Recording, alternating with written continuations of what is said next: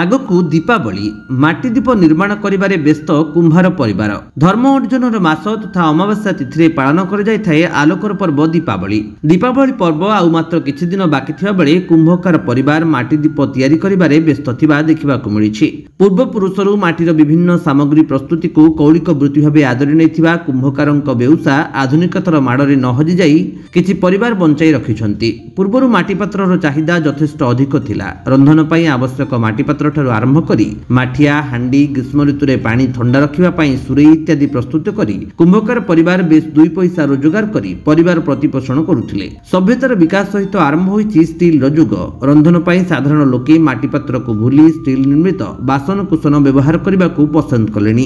ଏଭଳି ପରିସ୍ଥିତିରେ କୁମ୍ଭକାରଙ୍କ ବୃତ୍ତି ପ୍ରତି ସଙ୍କଟ ସୃଷ୍ଟି ହୋଇଛି। ତଥାପି କୌଳିକ ବୃତ୍ତିକୁ ବଞ୍ଚାଇ ରଖିବା ପାଇଁ ଏବେ ବି ସଂଘର୍ଷ ଜାରି ରଖିଛନ୍ତି କୁମ୍ଭକାର ପରିବାର। ବିଶେଷ କରି ପର୍ବପର୍ବାଣୀରେ କୁମ୍ଭକାରଙ୍କୁ ସ୍ଥାନରେ ଲୋକମାନେ ମନେ ପକାଇଥାନ୍ତି। ସେମାନଙ୍କ ଦ୍ୱାରା ପ୍ରସ୍ତୁତ ଏମିତି କିଛି ସାମଗ୍ରୀ ରହିଛି ଯାହା ପୂଜା ବ୍ରତ ସକାଶେ ନିତ୍ୟାନ୍ତ ଜରୁରୀ। ଅଧିକାଂଶ ପର୍ବପର୍ବାଣୀରେ ମାଟିହାଣ୍ଡିର ଆବଶ୍ୟକତା ରହିଥିବା ବେଳେ ଏବେ ବି କିଛି ଗ୍ରାମାଞ୍ଚଳରେ କିଛି ଜନସାଧାରଣ ରୋଷେଇ ସକାଶେ ମାଟିହାଣ୍ଡି ବ୍ୟବହାର କରିଥାନ୍ତି। ଆଧୁନିକତା ଯୁଗରେ ଜାଗର ଯାତ୍ରା ପାଳନ ସକାଶେ ରଙ୍ଗବେରଙ୍ଗର ଆଲୋକ ସଜ୍ଜିତ ବିଦ୍ୟୁତ ଦୀପ ମିଳୁଥିଲେ ମଧ୍ୟ ମାଟି ଦୀପର ଚାହିଦା ଏବେ ବି ବଞ୍ଚି ରହିଛି।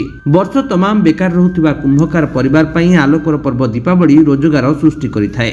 ଦୀପାବଳିର ମାସକ ପୂର୍ବରୁ କୁମ୍ଭକାର ପରିବାରର ସମସ୍ତ ସଦସ୍ୟ ଲାଗି ପଡ଼ନ୍ତି ମାଟି ଦୀପ ପ୍ରସ୍ତୁତିରେ। ଗଜପତି ଜିଲ୍ଲା ଗୋସାଣୀ ବ୍ଲକର ବାଘଶାଳା ପଞ୍ଚାୟତର ବାଘଶାଳା ଗାଁର କୁମ୍ଭକାର ପରିବାର ଏବେ ମାଟି ଦୀପ ତିଆରିରେ ବ୍ୟସ୍ତ ଥିବା ଦେଖିବାକୁ ମିଳିଛି। ତେବେ ମାଟିରେ ବିଭିନ୍ନ ଜିନିଷ ପ୍ରସ୍ତୁତ କରିବାକୁ ବୃତ୍ତି ଭାବେ ଆଦରି ନେଇଥିବା କୁମ୍ଭକାର ପରିବାର ସରକାର ଯୋଜନାର ଅନ୍ତର୍ଭୁକ୍ତ ହେଲେ ଉପକୃତ ହୋଇପାରିବେ ବୋଲି ଆଶା ପ୍ରକଟ କରିଛନ୍ତି। ଆଗାମୀ ଦିନରେ ଏହି କୌଳିକ ବୃତ୍ତି ଲୋପ ପାଇବା ଆଶଙ୍କା ଏଡ଼ାଇ ଦେଇ ହେବ ନାହିଁ ବୋଲି ବୁଦ୍ଧିଜୀବୀ ମହଲରେ ମତ ପ୍ରକାଶ ପାଇଛି। କୌଳିକ ବୃତ୍ତିକୁ ବଞ୍ଚାଇବା ଲାଗି କୁମ୍ଭକାର ଚକ ଘୁରୁଥିଲେ ମଧ୍ୟ ଉପାର୍ଜନ ଯଥେଷ୍ଟ ପରିମାଣରେ ହେଉନଥିବା ଯୋଗୁଁ ପରିବାର ପ୍ରତିପୋଷଣ କରିବା କଷ୍ଟକର ହୋଇପଡ଼ିଛି ବୋଲି କୁମ୍ଭକାର ପରିବାର କହିଛନ୍ତି। ଦୀପାବଳି ପର୍ବରେ ମାଟି ଦୀପ ତିଆରି କରି କିଛିଟି ଅଧିକ ରୋଜଗାର କରିବାକୁ ଚାହିଁ ବସିଥିବା ବେଳେ ଆଧୁନିକତାର ଛାପରେ ଲୋକମାନେ ବିଭିନ୍ନ ପ୍ରକାର ଚାଇନା ଓ ପ୍ଲାଷ୍ଟର ଅଫ ପ୍ୟାରିସରେ ପ୍ରସ୍ତୁତ ଦୀପ ବଜାରରେ ବହୁମାତ୍ରାରେ ବିକ୍ରି ହେଉଥିବା ବେଳେ ଏବଂ ଆଧୁନିକତାର ଚାପରେ ଲୋକେ ବିଭିନ୍ନ ଡିଜାଇନର ଦୀପ ବ୍ୟବହାର କରୁଥିବାରୁ ମାଟି ଦୀପର ଚାହିଦା ମଧ୍ୟ ଏକ ପ୍ରକାର ବୁଡ଼ିବାକୁ ବସିଛି ବୋଲି ବୁଦ୍ଧିଜୀବୀ ମହଲରେ ପ୍ରକାଶ ପାଇଛି। ବାଗଶାଳା ଗ୍ରାମ।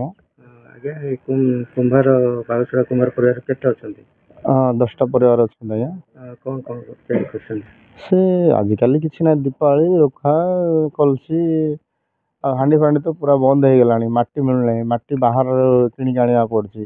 ସେ ସୁବିଧା ବି ହେଉନି ଭଲକି। ମାଟି ଆମର ଏଠୁ ସୀତାପୁର ଆନ୍ଧ୍ରାରେ ଅଣାଅଛି, ଆଣିକି କରୁଛନ୍ତି ବହୁତ କଷ୍ଟରେ।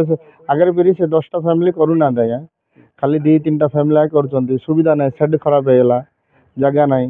ଆହୁରି ବାହାରେ ସବୁ ମିସ୍ତ୍ରୀ କାମ ହାଇଦ୍ରାବାଦରେ କେତେ ଲୋକ ଟାଉନରେ ଯାଇକି ବାହାରେ କାମ କରୁଛନ୍ତି। ସେ ହ୍ୱିଲ୍ ଚକ୍ର ଜାଗ ଆଜିକାଲି ତ କାମ କରିବାର କ୍ୟାପାସିଟି ଷ୍ଟ୍ରେନ୍ଥ କମିଗଲା। ସେ କରେଣ୍ଟ ଚକ୍ର ଜାଗ ମିଳୁଛି, ସରକାର ଥ୍ରୁରେ ସେଇଟା ସାହାଯ୍ୟ ହେଇଥିଲେ ଭଲ ହେଇଥାନ୍ତା। ପଡ଼ୋଶୀ ରାଜ୍ୟରେ ସମସ୍ତଙ୍କୁ ଫ୍ରିରେ ଦେଇଛନ୍ତି। ଆମେ ତ ତାଙ୍କଠୁ ଆଣିଛୁ, ଆମର କୁଣିଆ ବନ୍ଧୁ ଅଛନ୍ତି, ତାଙ୍କଠୁ ଅଣା ହେଇଛି, ତାଙ୍କୁ ପୁରା ଫ୍ରିରେ ଦେଇଛନ୍ତି। ସରକାର କି ଯୋଜନା ବିଶ୍ୱକର୍ମା କି କୋଉ ଯୋଜନାରେ ଅନ୍ତର୍ଭୁକ୍ତ କରାଯାଇଛି ଆପଣଙ୍କୁ?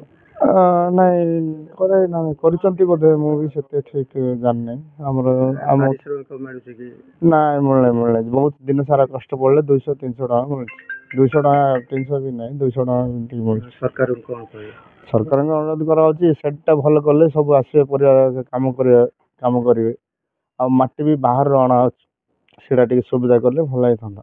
ଆଉ ସେ ହ୍ୱିଲ୍ ଚକ୍ର ଜାଗା କରେଣ୍ଟର ସେଇଟା ବି ସରକାର ଥ୍ରୁରୁ ଆମକୁ ମିଳିଲେ ବହୁତ ଭଲ। ପାରିଶ୍ରମିକ ଅନୁସାରେ ମଜୁରୀ ପାଇପାରୁନାହାନ୍ତି? ନାଇଁ ପାଇପାରୁନାହାନ୍ତି। ଏ କାମ ଛଡ଼ା ଆଉ କ'ଣ କରୁଛନ୍ତି? ଏଇ କାମ ଛଡ଼ା ବେଲେ ଲେବର କାମକୁ ଯାଉଛନ୍ତି କେତେଟା, ମାନେ ମାଟି ଫାଟି ନ ମିଳିଲେ ଲେବର କାମ ଯାଉଛନ୍ତି। ବଞ୍ଚାଇ ରଖୁଛନ୍ତି। ସେଇଟା ବି ବେଶୀ ନାହିଁ, 10ଟା ଫ୍ୟାମିଲିରେ ସେମିତି। ଆମର ଜେଜେବାପା ଟାଇମରେ 10ଟା ଫ୍ୟାମିଲି ଥିଲା, ଏବେ 2-3ଟା ଫ୍ୟାମିଲି ଆଗ ଅଛନ୍ତି। ବର୍ତ୍ତମାନ ତମକୁ ସେଟ୍ ଦରକାର? ସେଟ୍ ତ ପୁରା ଭାଙ୍ଗି ଯାଇଛି, ଆପଣ ଦେଖୁଛନ୍ତି। ସେଟ୍ ସେ ଚକ୍ର ଆଉ ମାଟି ବି ମିଳୁନାହିଁ ଗାଁରେ। ସେଇଟା ସେ ଆନ୍ଧ୍ରାର ଅଣାଅଛି, ସୀତାପୁରରୁ। ମାଟି ବି ଖରାପ ହେଇଗଲାଣି। ସେ ହ୍ୱିଲ୍ ଚକ୍ର ଆଉ ଯାହା ଯୋଜନା ଜାଗା ଅଛି ଟିକେ ଆମକୁ ସଚେତନ କଲେ ଭଲ ହେଇଥାନ୍ତା। ଆଉ ସେତିକି। ମଲ୍ଲେଶ୍ୱର ବାଗଶାଳା କାମ କେତେ ବର୍ଷ ହେଲା କରୁଛନ୍ତି? 20 ବର୍ଷ ହେଲା କରୁଛନ୍ତି। କ'ଣ ଏ ଦୀପ ଆଉ ବୁଡି କୁଣ୍ଟ ଆଗରୁ ଖୋଲିଛି, ସାନ ଦୀପ ବଡ଼ ଦୀପ तापर से बड़ बड़ हांडी करब केते परिवार रहुचे इते 10 घर अच्छे हमको ये गाँव रे सरकार कौन साहाय्य सरकार किसी साहाଯ୍य करनी दिन पद लक हल आईरे बद गला दिन केते रोजगार कर पारछ दिन को 200 करब आ कोन सरकार किछि साहाय्य नहीं किसी साहाଯ୍य करनी सरकार सेड आगे ग्राम विकास दिल्ली 40 वर्ष ही गला एथरे रोजगार हेई पारनी नहीं